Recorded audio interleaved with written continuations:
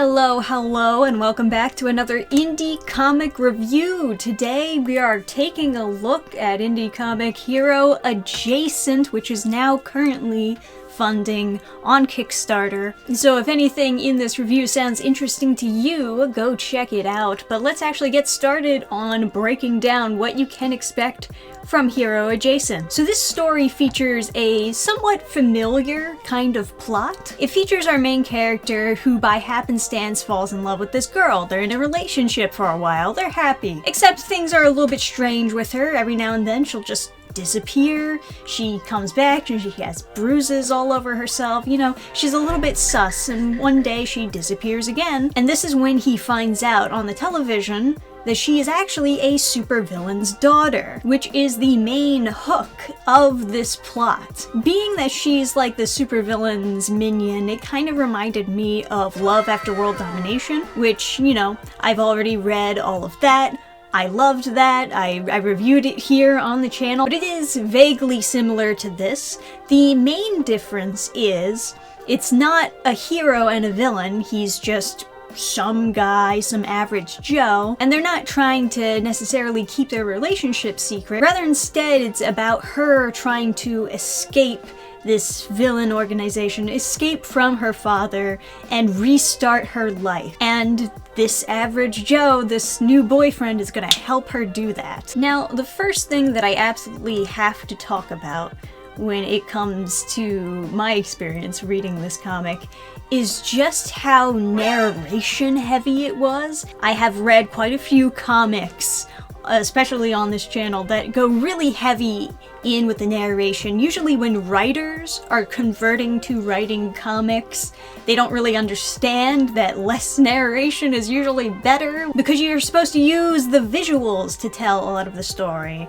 You're not really supposed to be narrating that much. This is kind of unique in the sense because they're doing first-person narration, but they switch perspective on which person is narrating depending on the chapter. It switches to her perspective by the time that we get to the second chapter, and then it goes back and forth like that as we move from chapter to chapter. And they don't even necessarily change the color of the narration box to indicate that it's from a different voice, so it did take me a little bit to catch on. And like I said, comics aren't really supposed to be narration heavy. Just trying to convert from doing novel type of books to doing comics, maybe the transition wasn't very smooth, because it is a very different type of writing that you need to adapt. And for some people, it just kind of clicks for them.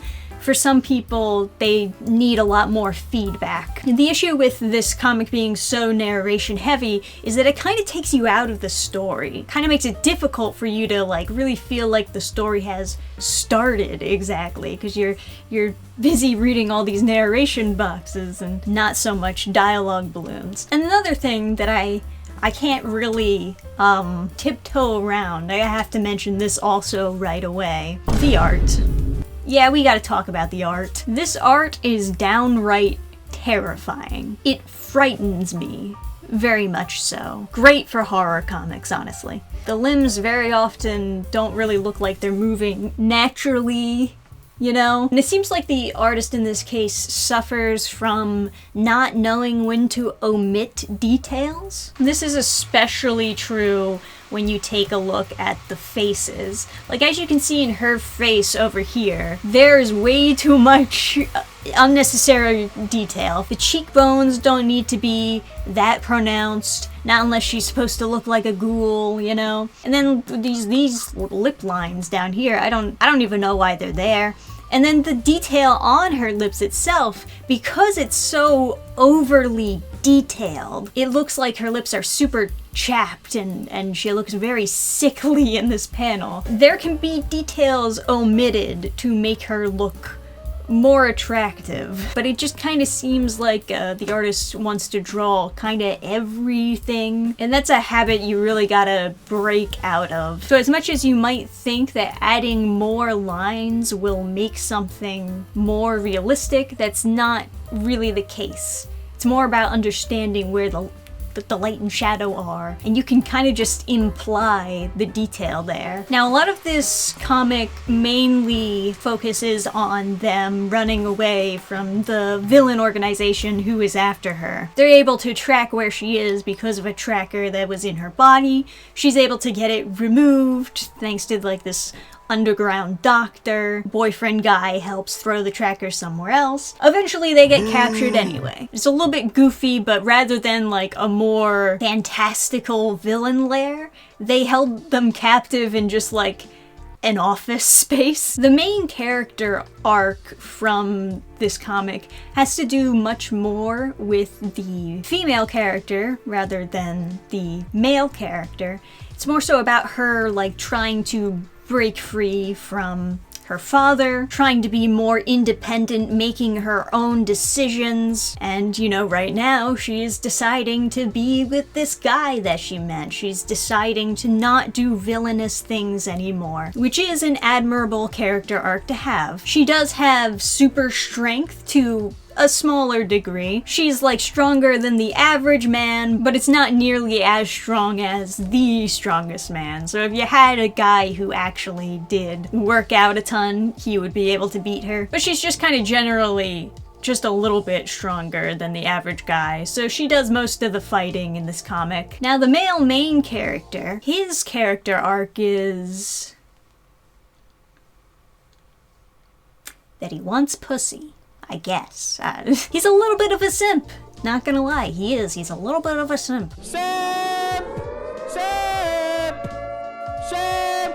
We start off the story where while she has disappeared and he kind of knows that she's actually the minion and daughter of this great supervillain, she's calling him up and asking him for money. They're asking him to wire her money while she figures things out. And he just keeps on wiring her money to the point where things aren't looking good for him financially. And he's lucky that she wasn't just taking advantage of him. He's really lucky that she actually did like him. But who knows, right? He's just he finally found out this grand secret about her, and now he's just sending her money, and aw man, I hope she really likes me. And there are a lot of things about her that kind of strike me as, you know, maybe more red flag kind of traits, especially with how they end the comic. Now this will require me to get into maybe some spoiler territory because I am talking about the end of the comic. Assuming you're okay with that, I will proceed. Otherwise, feel free to go to the Kickstarter and back it yourself. So we do get this epilogue all the way at the end of the comic. After they got together and after they got their happy ending, she breaks free from, they start a new life. They do. They actually break free from the supervillain. But then as you get to the epilogue portion of this comic, it's talking about how they fight from time to time, which is not how I normally describe my relationship, but you know. And then she mysteriously disappears for a week. When she comes back, she has wounds and a shitload of money to like help them get by. Should we ask about this? Is this something we should be concerned about, or are we're just gonna trust the lady with a leg wound who has a criminal past history? Are we really gonna keep on simping, or are we gonna actually, you know, take charge of this relationship? And then they also talk about how she still has this big temper problem, and she threatens people with physical violence at her day job. But don't worry, she's going to therapy. Maybe she'll get better. And then they live happily ever after, I guess. But I don't know, you just like listed a bunch of red flags in this epilogue. You know, she's like physically violent, she still will like mysteriously disappear on her boyfriend and supposedly stole a bunch of money. I mean, what else am I supposed to guess? What else am I supposed to guess that she did? Assassinated someone for a bunch of money? She assassinating people in Switzerland? You don't say what she did. She doesn't tell her boyfriend what she did. I can only assume bad things. I mean, why else keep it a secret unless it's something bad? So it's kind of a sour note to end the comic on, honestly. To be like, we fight, she steals shit, or possibly assassinates people for money, but it's okay. She's going to therapy. We're gonna you know, we're gonna make it work. I'm gonna really try to make it work. And you know what you got here is you got an interesting concept with this guy dating a supervillain's daughter.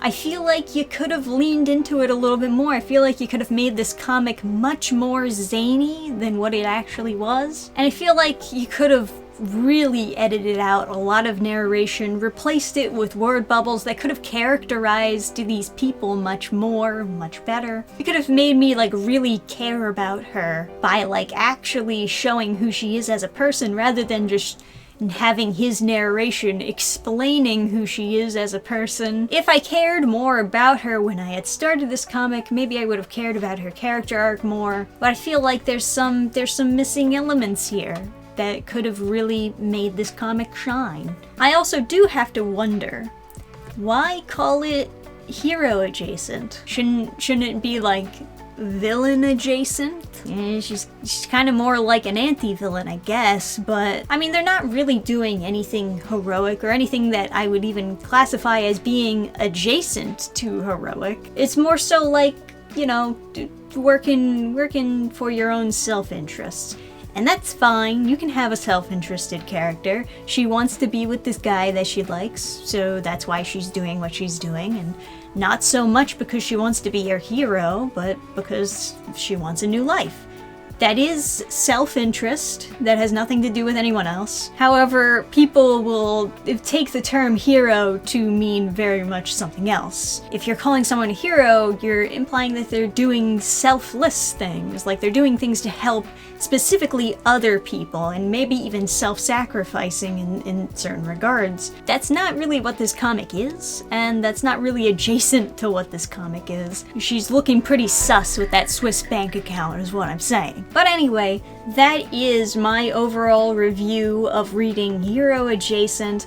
If this sounds like something you yourself would enjoy, head over to Kickstarter to get your copy of this comic. Get your muscly mommy-dommy there. And as usual, thank you for watching another grand indie comic review here on the dannphan channel. Stay tuned for more in the future, and I'll see you next time. Bye!